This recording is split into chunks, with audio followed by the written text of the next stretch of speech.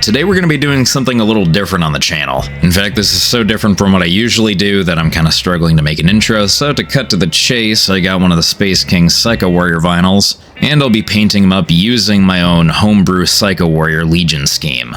As somebody who kind of came in around the point of Midhammer, I'm an avid enjoyer of the 1D 4chan days. So my custom scheme will be utilizing what I can only assume is a major inspiration for the Psycho Warriors, that being the Angry Marines. I'm also throwing in a pinch, or rather full-blown jug, of what I consider the most Psycho Warrior-esque canonical Space Marines, the Firehawks. I'm calling these guys the Agonizers because I thought it was funny. I feel a little creatively bankrupt considering Bryce and all the other Imaginators besides Terry already kind of look like the Firehawks, but I don't know, be grateful. I really wanted to paint this as a Sons of Medusa. But before we get into all that good stuff, make sure you leave a like, comment, and subscribe, share with a friend. If you really dig it, consider becoming a channel member. You get exclusive roles and channels within the Mishmash Discord, and above everything else, it just really helps me out. Huge thank you to the channel members. You guys are amazing. And if you want to help me further, make sure to utilize those affiliate links in the description to Wargames Atlantic, Galiri, and Golden Maple. And make sure to plug in those discount codes. And as one last little bit of promotional business, I just want to give a huge thank you to today's sponsor, Tabletop Stronghold. As an avid user of the mag case, I can tell you firsthand that Tabletop Stronghold has you covered in terms of budget and quality carrying cases. Got a huge-ass army that you gotta haul to the hobby store and you don't want it to look like it just ate shit on a belt sander? Well, with the power of magnets, you can rest assured knowing that your toys that you worked hard on are gonna be just fine. And with interchangeable slots for each tray, you can bring any model from any size, from the humble guardsman to an Imperial Knight. But if that's not enough for you, there's also MDF terrain, and use code MASH25 to save 25% off your purchase. Now that's a deal. Huge thank you to Tabletop Stronghold for sponsoring this video. But enough of the promotional yapping, quell those rational thoughts, light a candle, curb stomp an alien, and give praise to SpaceKing. Now, I only think it's appropriate we start things out with the actual unboxing. The packaging for the vinyls is utterly superb, and I love the little lore blurbles on the back. I'll end up probably using this as a backdrop for the actual figure when I put it on display. The interior of the box is very simplistic, which I appreciate. I don't like having a ton of garbage to throw away, and I'm probably going to end up using the sponge for painting anyway. As for the actual vinyl, it is one solid piece. It's clear that this figure was made with the intent of just being, well, a figure. Having the unpainted version is undoubtedly a great idea. Hell, I'm doing it for a reason. But because this is more made for a general public rather than just painters, it does come with some quality of life issues, but that's not really something that I can slate too much against the figure. Because it is one solid tungsten block of plastic, there are some areas that are damn near impossible to paint and reach, but we'll get further into that as we go on with the painting process. As for the base, I quite like it. It's good in size and adds a little bit more stature. The pegs itself don't exactly fit perfectly clean, it is a little loosey-goosey, so I'd probably glue it if I were you. But once I was ready to actually paint this thing, I had to go through some ideas on how I wanted to actually prep it for the painting. Ended up trying to screw in one of my old Citadel paint handles into the foot, which seemed like a good idea at first, but as you can guess, it's very lopsided and it doesn't work. Super snug though, can't argue with that. But I ended up actually just gluing it to the cup of one of my basing paste jars. This being some gray coarse basing texture from Proacryl. This is undoubtedly one of my favorites in terms of the actual texture. It's very malleable with the color, that being just this slate gray, as you can just coat it in Nuln Oil and dry brush it with some gray, and then it looks great. But since it's gray, it's very easy to prime over and choose whatever color you like. But in order to actually add a little decoration to the base, I opted to use one of the huge skulls from the Citadel Skulls kit. Being that it's a very ambiguous skull shape, and it's actually more in line with the size of the vinyl, I thought this was a good fit. But to kind of switch gears back to the actual figure, I decided to add in a little bit of weathering decoration to the figure with some bullet holes, and just a little bit of weathering on the actual armor. This wasn't really necessary, I just am kind of used to doing this for basic Space Marines, so it was a little bit of a reflex. Also, because this is a vinyl model and not the normal plastic Citadel uses, it doesn't really smooth out as well with Tamiya. So it looks a little weird, but whatever. After I was happy, or I guess I just content with the bullet holes, I decided to start priming the figure using some German Panzer Grey from Vallejo.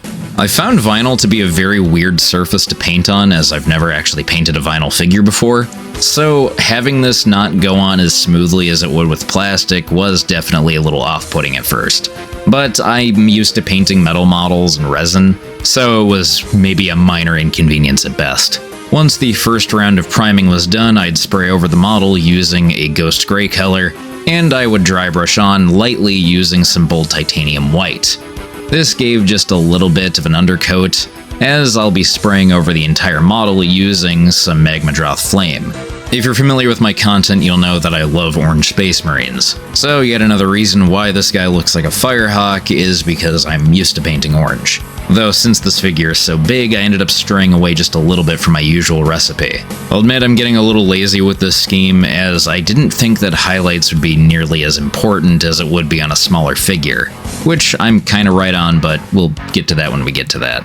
But once all the areas I wanted to be orange were completely sprayed down, I would start the very tedious painting process of very slowly applying flames to the armor.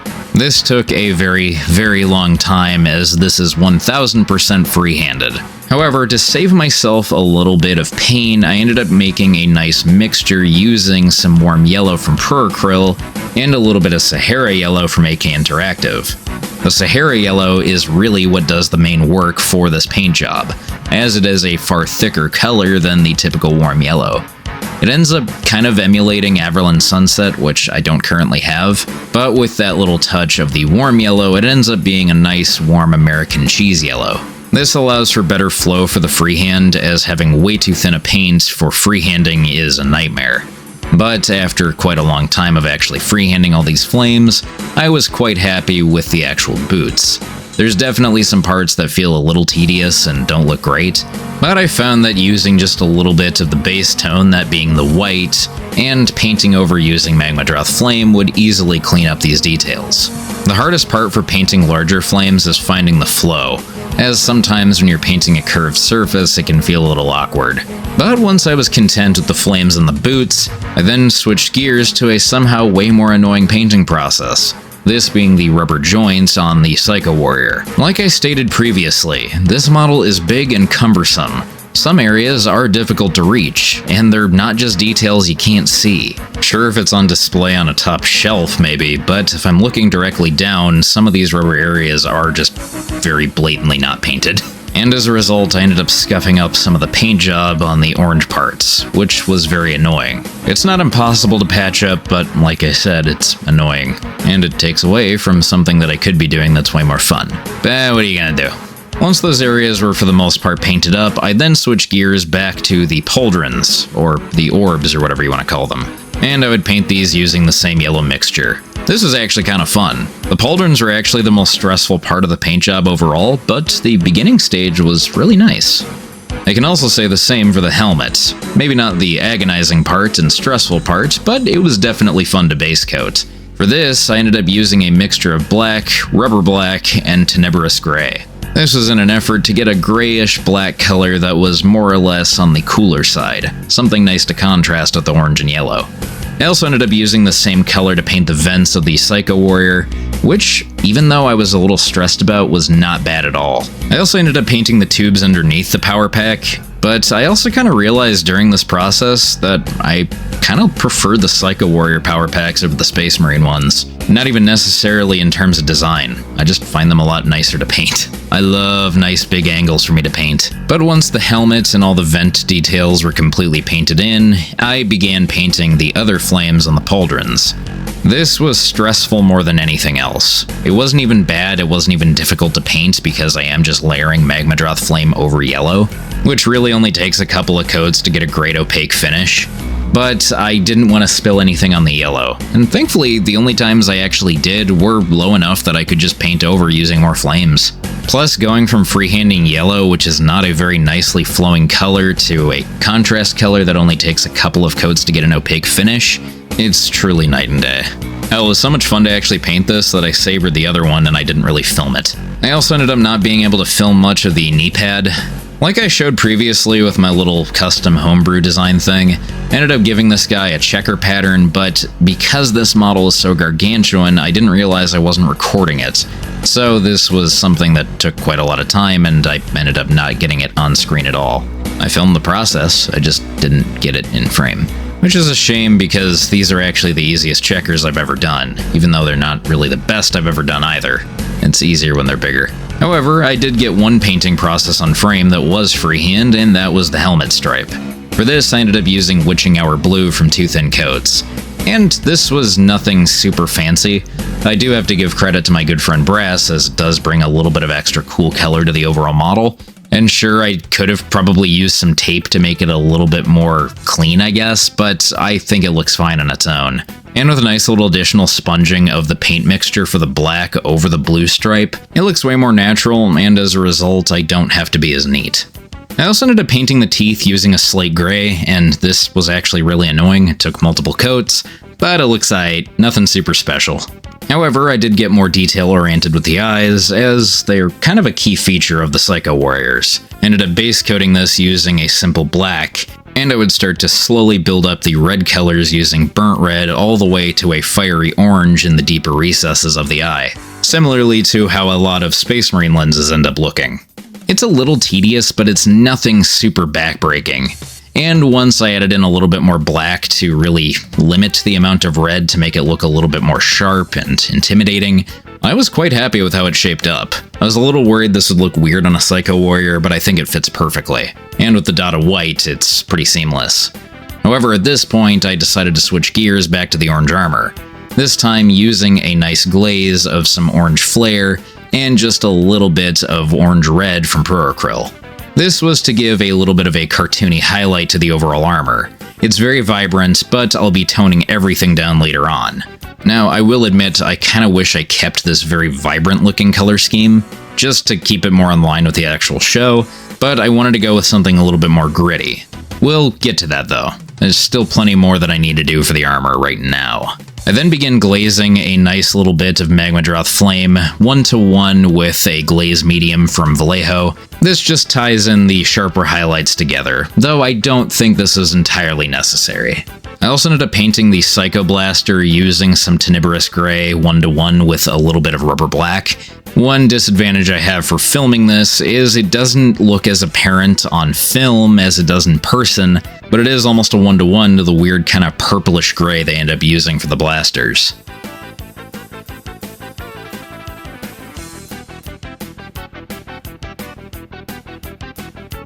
Again, if I really wanted to and if I had to choose, I probably would have kept things here. However, the symbol does kind of complicate things, and I did want to add a symbol. This, of course, being the Imperial Fist logo. Nah, I'm just playing. I ended up using this as a means of helping me out with the freehand, as I wanted to do something similar to the old Angry Marine symbol. This is just a nice perfect circle, and I would paint over this using some dark red, and I would very crudely freehand this in the spirit of the Angry Marines. This took a lot of effort to actually paint the symbol, as the red really did not cover over it very well. Even with a matte varnish, it took around 6, or don't say it. But anyway, once I actually started freehanding the face, it looked really crude, and I'll be the first to admit it looks like dog shit, but the more I looked at it, the more it just genuinely looks really autistic and fitting for the Psycho Warriors. Also, to finish things off, I ended up doing a little freehand using the classic kill, kill, kill from the Rogue Trader days.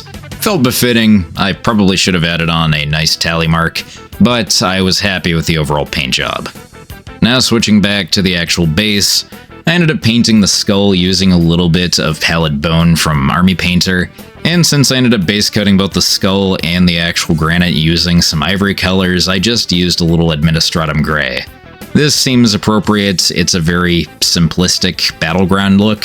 Nothing super fancy, but with a little bit of weathering powder and a nice dunk in the enamel wash bath for my Psycho Warrior, I would call him complete. Though, admittedly, I will say he definitely lost a lot of vibrancy with the weathering, I'm still really happy with how he turned out. Despite some of the drawbacks of painting such a cumbersome and large model, I really did have a good time painting him. Which is great, because I have a second figure. Of course, naturally, I want to paint this one as a son of Medusa, but come on guys, give me some ideas. Although this video does well, I will absolutely pick something out of the crowd.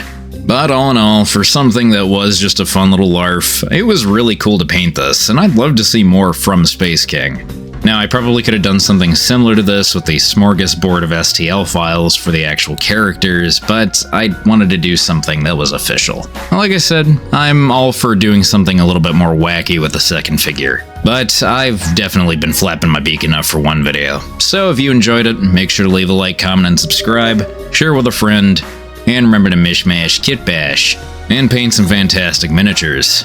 And you're gonna. I promise. See ya.